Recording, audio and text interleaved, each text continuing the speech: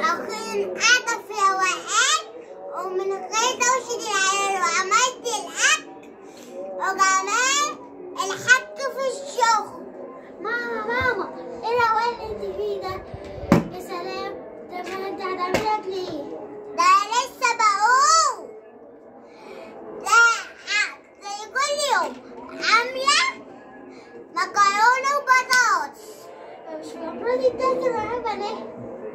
يا بنتي احنا عندنا المكرونة دي، بس البنات غلا، البنات غلا.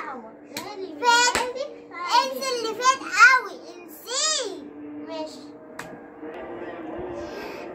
خش يا بنت ذاكري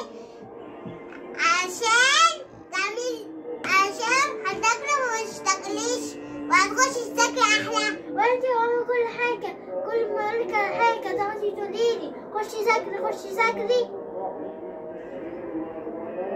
ايه يا ماما الروقان ده؟ روقان ايه؟ ده انت خلاص الرمضان كله وسيبنا واحد. ده انت ايامكم صودا. ليه يا ماما هو احنا عملنا لك حاجة عشان يبقى عيال صودا؟ ده الجنيه غرق وغرقنا معاه. غرقكم؟ ما تعرفيش يا حبيبتي الجنيه من بقى؟ يا ما يعوق. ده الأسعار اتغلت.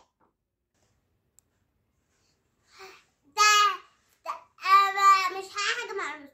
خدوا مصروفكم من أبوكم، اللي حد عاوز حاجة ينزل يشتريها بنفسه. المصروف هو والأسعار غلت. أول ما يروح عند حد يقول عند الراجل اللي هنا قول لي الأسعار غلت، أما يروح عند حد تاني يقول لي الأسعار غلت. ايه العمل ده يا ماما؟ عمل ربنا ولا حد. ربنا أنا مش هفكر